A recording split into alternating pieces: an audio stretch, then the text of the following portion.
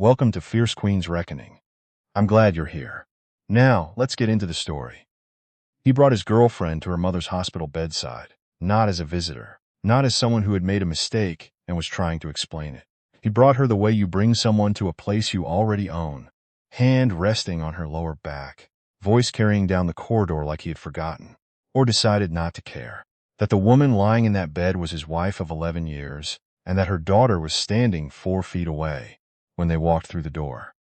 What Ethan Calloway did not know, what he could not have known because he had never once paid attention to the right things, was that 3 weeks earlier, Loretta Drummond had sat in her kitchen in Oakville with her mother's estate attorney and signed a set of documents that would make everything he believed he was about to inherit completely, legally, permanently unreachable.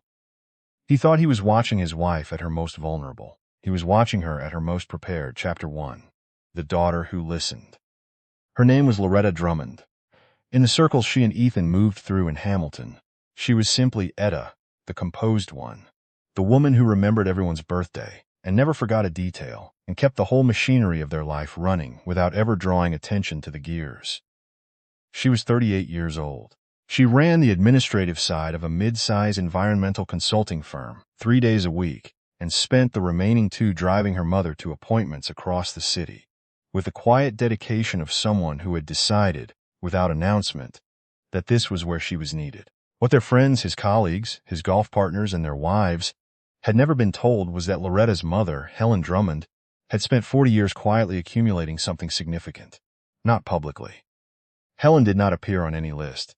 She did not attend galas. She had built her money the way she built everything, incrementally, without noise, through decades of commercial property management in the Niagara region, and a series of private real estate partnerships that had compounded steadily since the late 1980s. By the time Loretta was in her 30s, Helen's holdings were valued at somewhere north of $220 million, distributed across a family trust so carefully structured that even Loretta, who had grown up inside the architecture of her mother's discretion, sometimes forgot the scale of it. Helen had taught her daughter one thing above all others. She said it the first time when Loretta was 14 and a classmate's older brother had started paying her particular attention, the kind that arrived with expensive gifts and practiced flattery, and the assumption that beauty was something you could trade on if you moved quickly enough. Her mother had said, "Watch how a person behaves when they think the outcome is already decided. That is the only version of them that is real." Loretta had filed that observation the way she filed everything, carefully, in a place she could find it again when she needed it. She needed it 11 years into her marriage to Ethan Calloway. Chapter 2. The Husband. Ethan Calloway was 42 and worked as a regional sales director for a commercial flooring company based out of Burlington. He was the kind of man who filled a room without necessarily adding anything to it, good-looking in a broad, low-maintenance way. A handshake that arrived before the introduction. A habit of speaking about money in terms of what he was about to make rather than what he had made. Because the gap between those two things, which was considerable, was not something he examined directly. He had met Loretta at a fundraiser for a community land trust in 2013. She had been there because her mother sat on the advisory board. He had been there because a client had given him tickets, and he had calculated that the room would contain people worth knowing. He had looked at Loretta and performed the same assessment he performed with most things of potential value. She was attractive. She was steady. She listened well. She did not compete with him for the center of any conversation, which he interpreted as deference rather than patience. She seemed, in the language he used without knowing he was using it, like a woman who would be good at managing things so that he did not have to. He was right about that. He was wrong about what it meant. They married in 2014 at a vineyard near Niagara-on-the-Lake. Loretta planned the entire event. Ethan invited 42 people from his professional network and delivered a toast that was warmly received, and almost entirely about himself.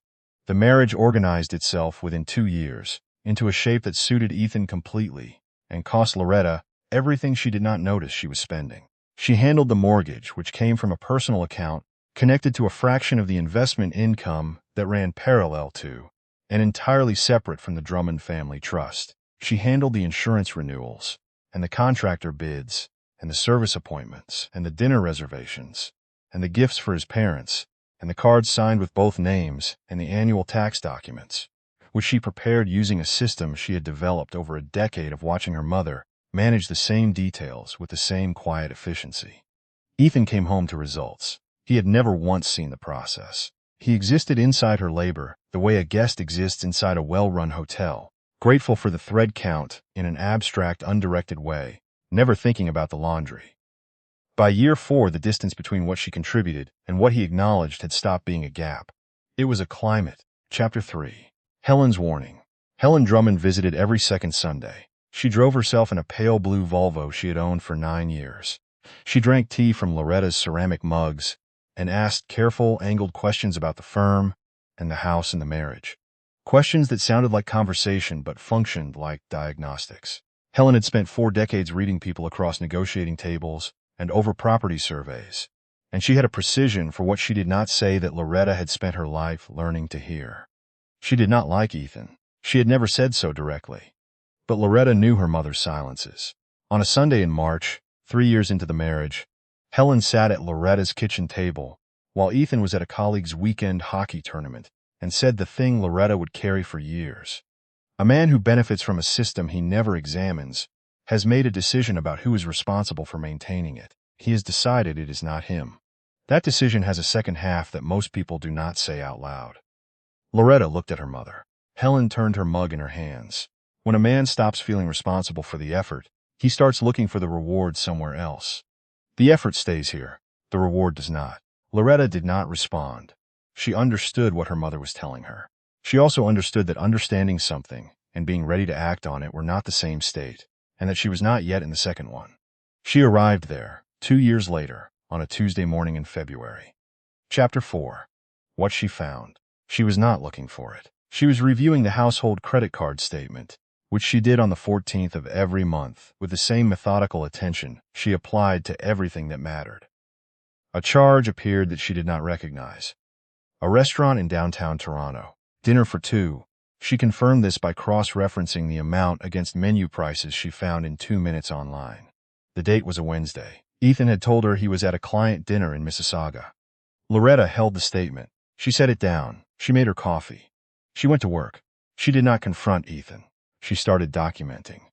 Over the following 6 weeks, she assembled a record with the discipline of someone who had grown up, watching her mother build airtight files before entering any room where something important was at stake. Credit card charges at restaurants and hotels she did not recognize.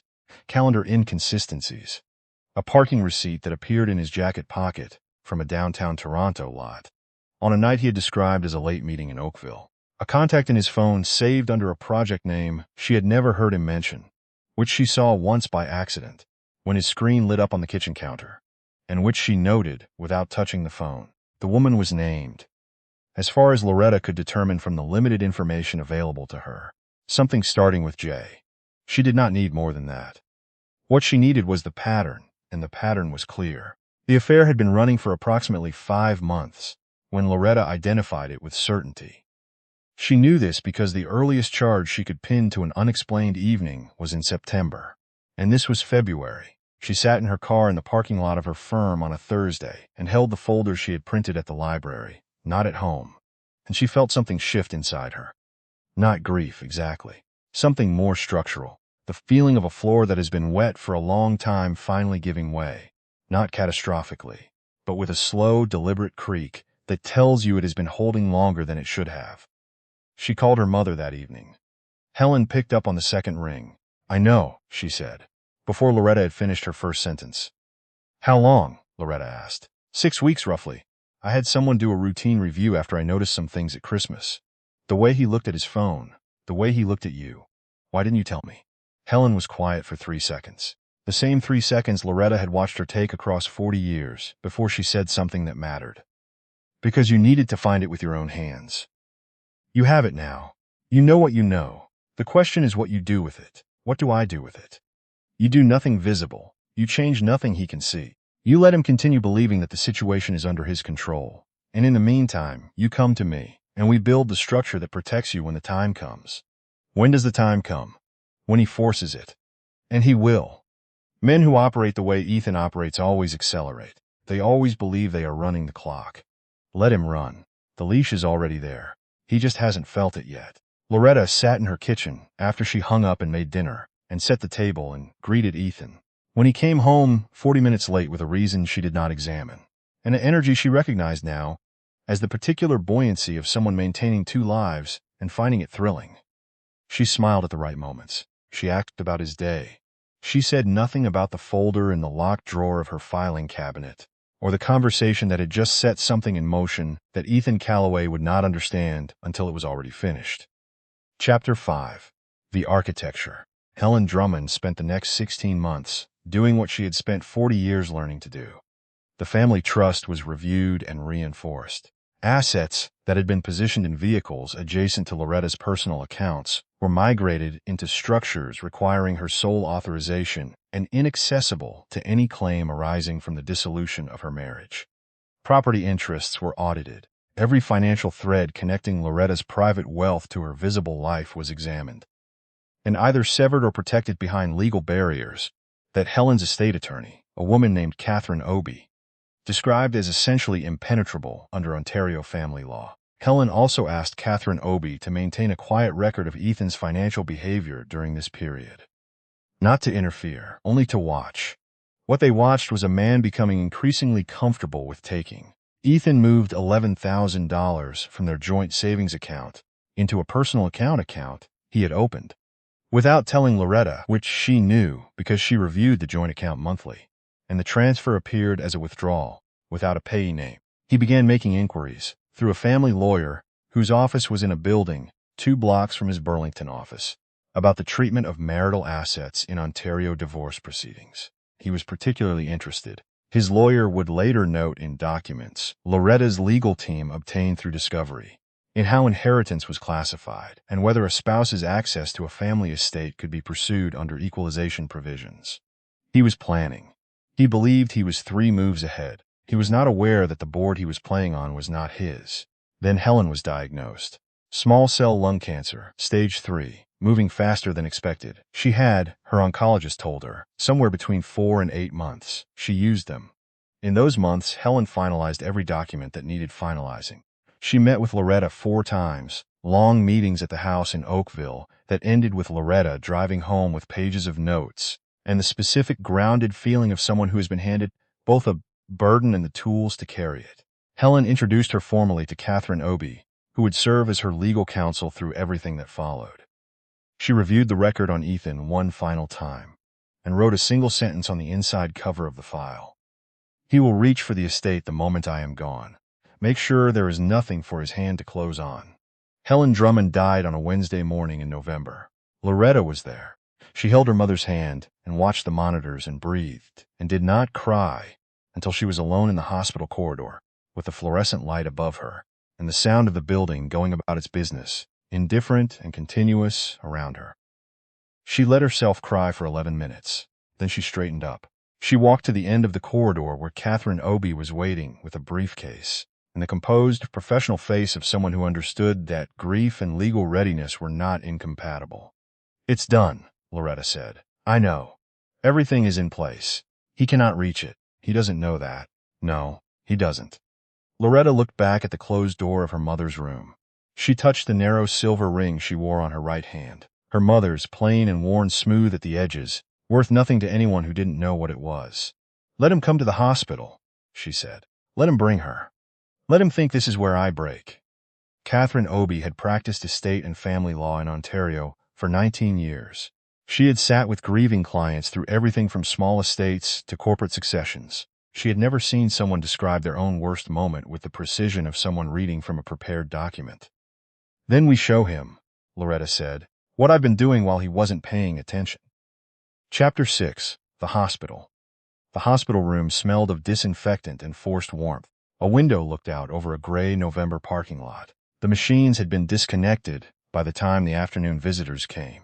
Loretta stood near the window, receiving the people who came to pay their respects to Helen Drummond, a woman who had not been famous, but who had been quietly important to a specific and significant number of people in the Niagara region and beyond. Business associates arrived, long-standing tenants who had rented from Helen's property management company for 20 years and had never missed a payment because Helen had never given them reason to. Foundation colleagues. Old friends who had known Helen as the kind of person who helped without announcements. Ethan arrived 40 minutes after visiting hours began. He was not alone. The woman who walked in beside him was approximately 30, dark-haired, wearing a coat that was slightly too formal for the situation, in a way that suggested she had not been to many hospitals. Her hand was in Ethan's. Her chin was angled upward. She walked into the room where Helen Drummond had died that morning, as though the air in it had been cleared for her arrival. As though the woman standing near the window in a black sweater were already an irrelevant detail. In a room she was moving through on her way to something better. The room registered them. Conversations paused. The particular silence of people recalibrating moved through the assembled mourners like weather.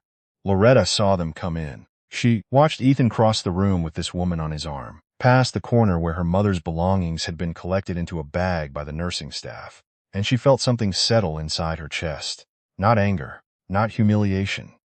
Something colder and more precise, recognition. The recognition of a woman watching a thing she was told would happen.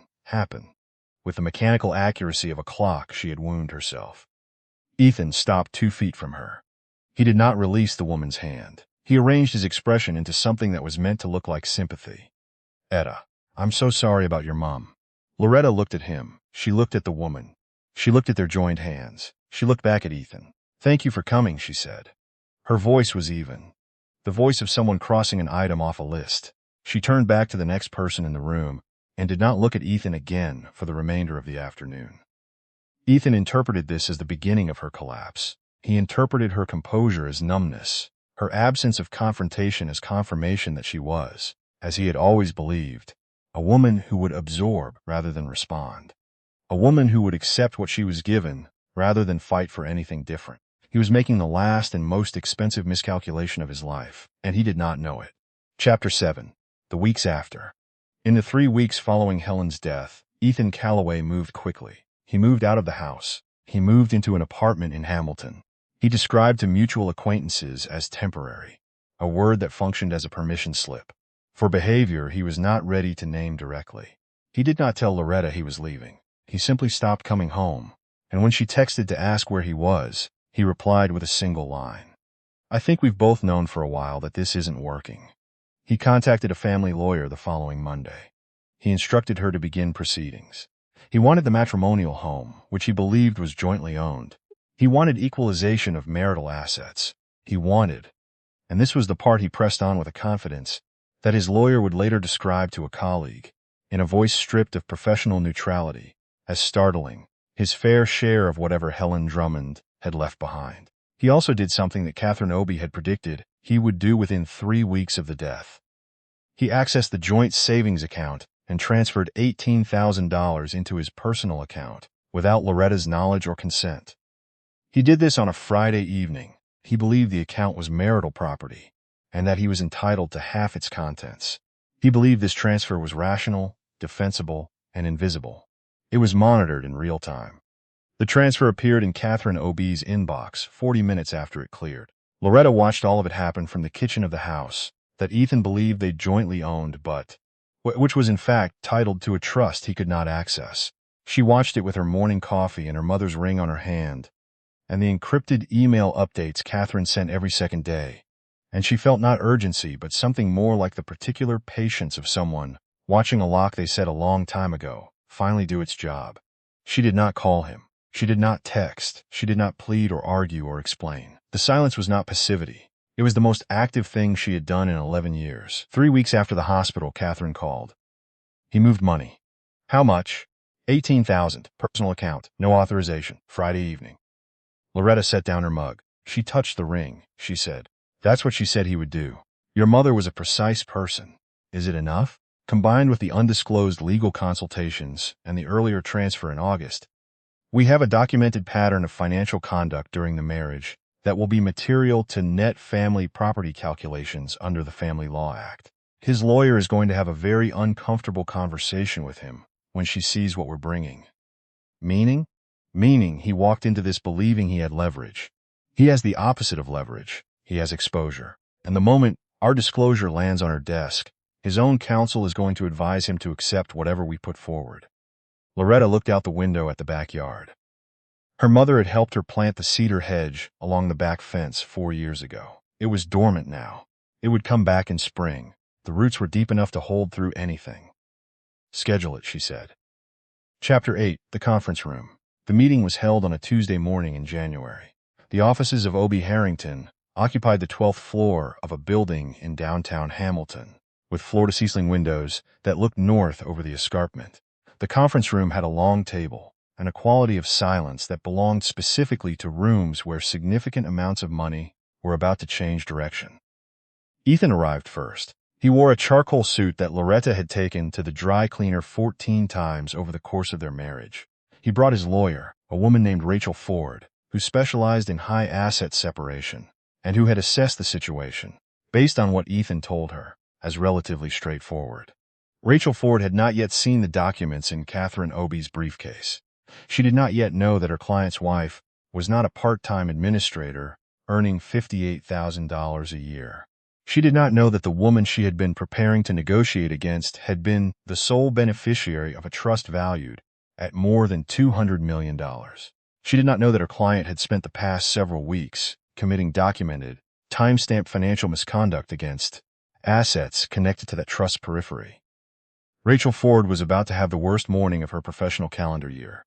Loretta arrived at 9:20. Black blazer, white shirt, no jewelry except her mother's ring on her right hand, hair pulled back. Her expression was the expression she had worn for 11 years in every room Ethan had ever watched her in, composed, contained, apparently without agenda.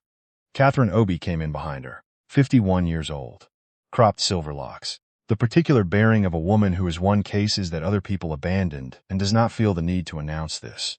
She set her briefcase on the table. She did not smile.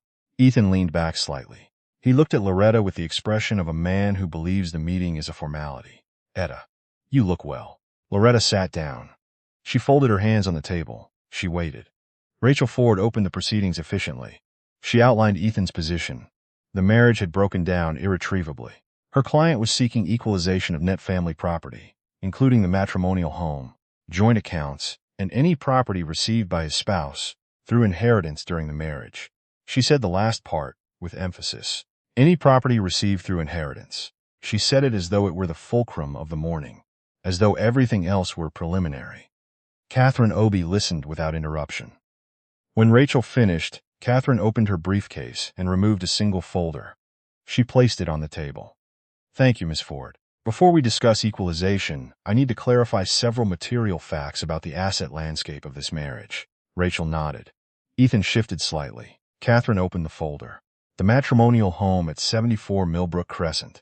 Mr. Calloway believes this property is jointly owned. It is not. The property is titled to the Drummond Family Trust, established in 2012, 2 years before the marriage.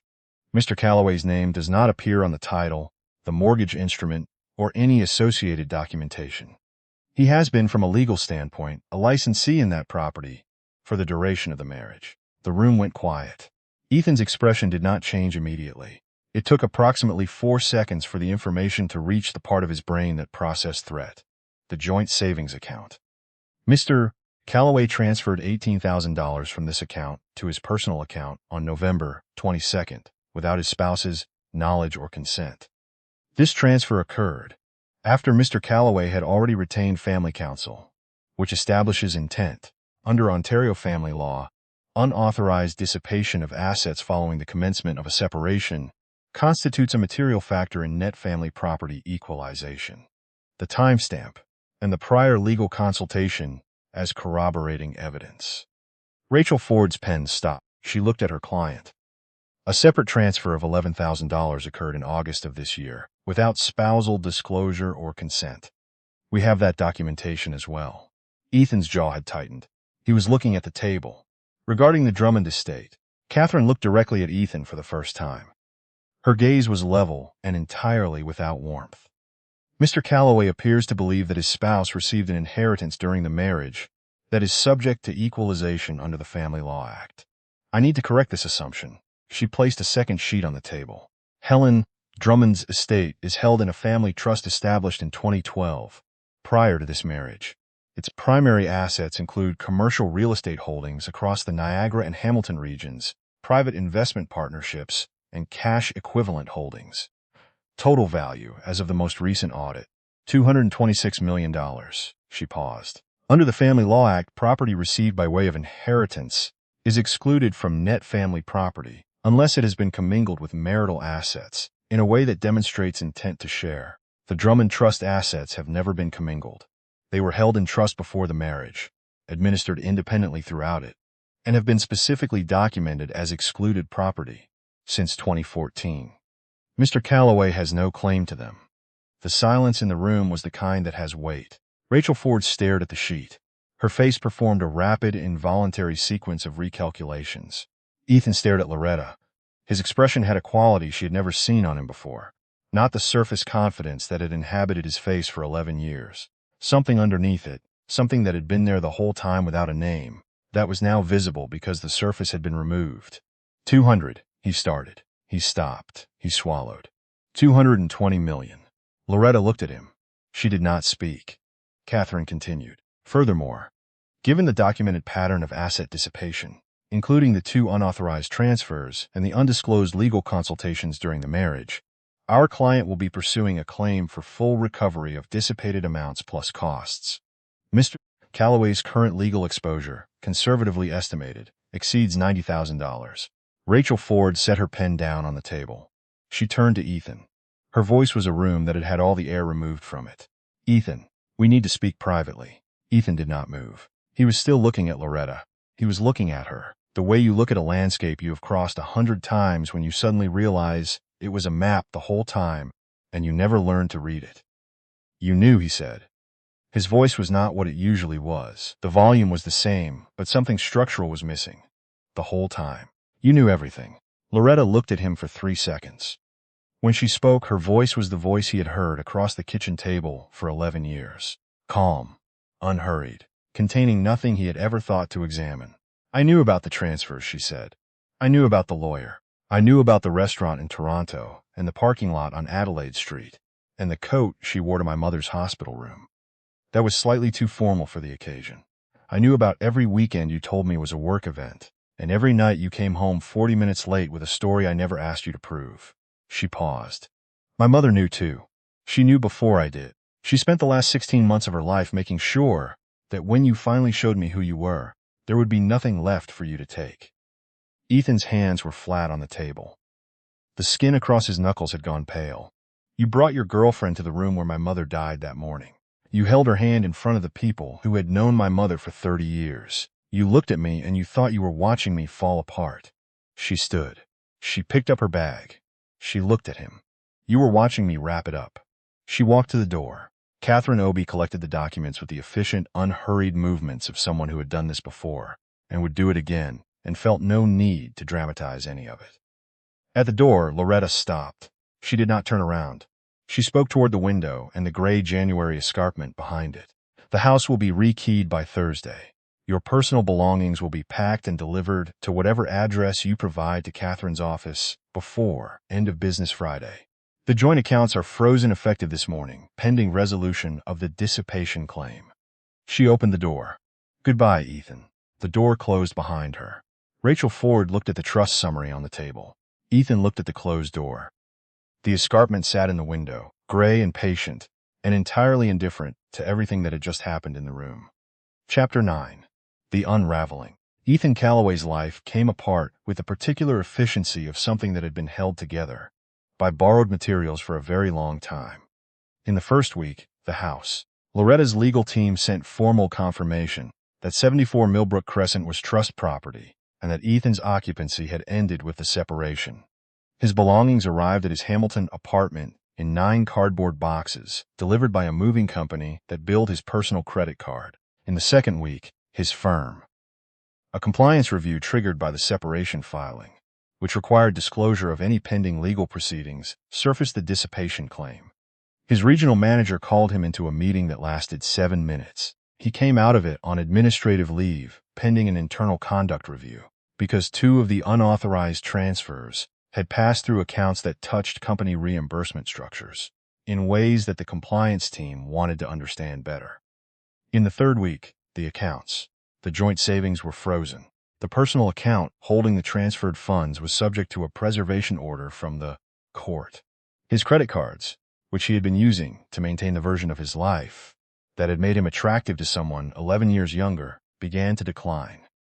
In the fourth week, her name was Justine, and she had been drawn to Ethan Calloway in the way that a specific kind of person is drawn to a specific kind of performance.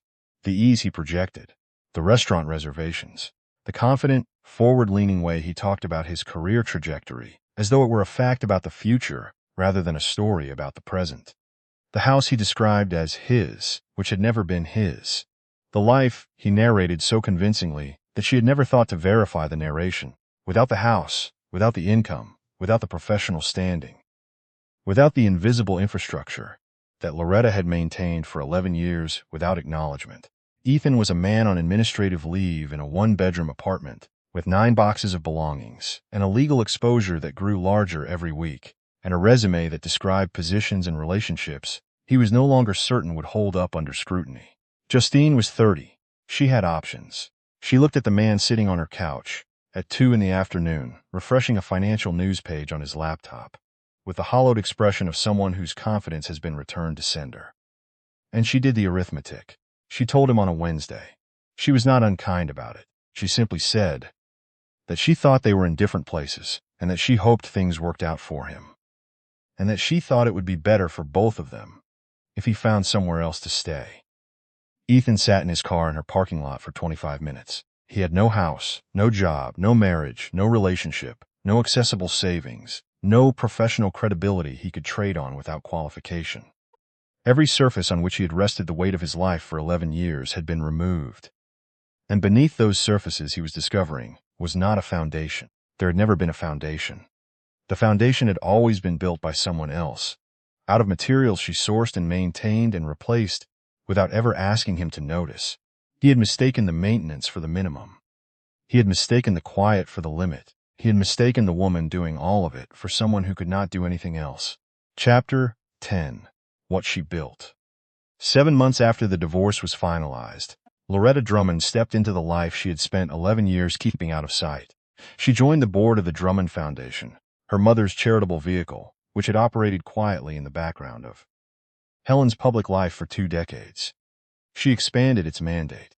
What had been a modest bursary program for first-generation post-secondary students in the Niagara region became, under Loretta's direction, a substantially larger initiative covering tuition, housing support, and mentorship programming across 4 Ontario cities. She committed $35 million over 6 years from the trust. She hired a director of programs. She hired a communications lead. She moved through the work with the same methodical, unannounced competence she had applied for 11 years to a household that never credited her for it. The difference was that this time, the work had her name on it. In March, the Hamilton Spectator ran a profile. The headline read, "The Quiet Here Expanding Her Mother's Legacy Across Ontario." The piece described Helen's estate, Loretta's years of deliberate anonymity, her decision to work a partial week at an environmental consulting firm while managing her mother's affairs in private. It mentioned the foundation's expansion without mentioning the marriage. It did not need to. The foundation's spring reception was held in April at a venue in the Niagara wine country. 400 guests. Loretta spoke for 9 minutes at the podium, her mother's ring on her right hand, about the particular invisibility of women who do the work that makes other people's success possible, and how that invisibility was not the same as absence, was in fact something closer to its opposite. A fullness so complete it required no performance. 3 national outlets picked up the speech. A photograph from the evening appeared on a billboard in downtown Hamilton. 6 weeks later, part of the foundation's awareness campaign, Loretta at the podium, composed, certain, looking out at the room with the expression of a woman who is no longer translating herself for anyone else's comprehension. Ethan saw it on a Thursday in late May. He was walking to an interview at a company in Hamilton that was smaller than the one he had left, and offered a salary that required adjustment and an adjustment of the adjustment. He had a briefcase. He had a resume he had revised 4 times. He looked up at the intersection of King and James and saw his ex-wife's face 12 feet high, looking out over the street and the people on it, with an expression he had never once seen across the kitchen table. He stood on the sidewalk. People moved around him. A streetcar passed. He thought about the woman he had married. The one who packed his lunch and renewed his insurance and remembered his mother's birthday and kept the whole operation running without ever once asking him to look at how it was done. He thought about what he had decided that meant about her. He thought about the hospital room in November, the way he had walked in there with his hand in someone else's hand, confident, miscalculating spectacularly at every level, certain that the woman in black by the window was in the process of losing everything. He understood now, standing on that sidewalk with a briefcase full of revised expectations, that he had spent 11 years living inside a life that someone else had built and maintained and protected, and that when she had stopped, there was nothing left underneath it that was his. The light changed. He crossed the street. The billboard disappeared behind him, and he kept walking because there was nothing else to do. And the interview was in 6 minutes, and the city continued its enormous, indifferent machinery around him. And he was a very small part of it now, a smaller part than he had ever believed he would be, and the woman responsible for the difference was not the woman who had left him. He was. Chapter 11. The morning after. 8 months after the divorce, on a Saturday in June, Loretta sat on the back deck of her mother's house in Niagara-on-the-Lake. The one Helen had bought in 1994 and left to the trust, and which Loretta now used on weekends when she needed to think, without the sound of the city. The morning was cool, lake-adjacent cool, with a quality of stillness that only existed that close to water. The garden her mother had kept for 30 years was beginning its summer cycle. The roses was coming in along the back fence. The lavender at the edge of the flagstone path, the cedar hedge, trimmed to exactly the height her mother had always kept it. She had a coffee. She had her phone on the table beside her. On it was the encrypted folder she had maintained for 2 years. Every credit card statement, every parking receipt, every transfer record, every screenshot, the complete documentary record of Ethan Calloway's choices, assembled over time, with the patience of someone whose mother had taught her that documentation was not paranoia. It was preparation. She opened the folder. She scrolled through it, the way you walk through a house you have already moved out of, room by room, not because you have forgotten anything, because you want to confirm that nothing remains that belongs in the next place. She selected the folder. She deleted it. The phone asked her to confirm. She confirmed. The screen cleared. 2 years of documentation gone in a single tap. Not because she had forgiven Ethan. Forgiveness was a separate conversation, one she was not having this morning, or perhaps for a while. She deleted it because it had done what it was made to do. It had given her the record she needed to walk into that room in January and end things on terms she had chosen. The file had protected her. It had been her mother's method, deployed in her own hands, and carrying it further would mean carrying him further. She was finished carrying anything that did not deserve the weight. She picked up her coffee. She looked at the roses. She thought about her mother. She thought about the instruction Helen had given her when she was 14, standing in the kitchen of the Oakville house after the incident with the boy who had confused admiration for access. Watch how a person behaves when they think the outcome is already decided. She had watched. For 11 years she had watched, and what she had seen, in the end, was exactly what her mother had told her she would see. A man who had decided that the outcome was already decided, and behaved accordingly, and discovered, too late, that the outcome had never been his to decide. She had not found the right person yet. The person her mother had pointed toward, the one who would not need her to be louder than she was. Maybe she would find him. Maybe the definition of that would shift as she got older and knew herself better, which was already happening and felt, in the morning light, like something good. But she had found something her mother had not promised, and perhaps had hoped she would find on her own. She had found the understanding that the work she had done quietly for 11 years had not diminished her. It had not made her smaller. It had not made her less than anything. She had been performing a version of smallness for the comfort of a man who needed her to stay compressed to feel large. And the performance had cost her exactly the years it had taken, and not one more. She was 39 years old.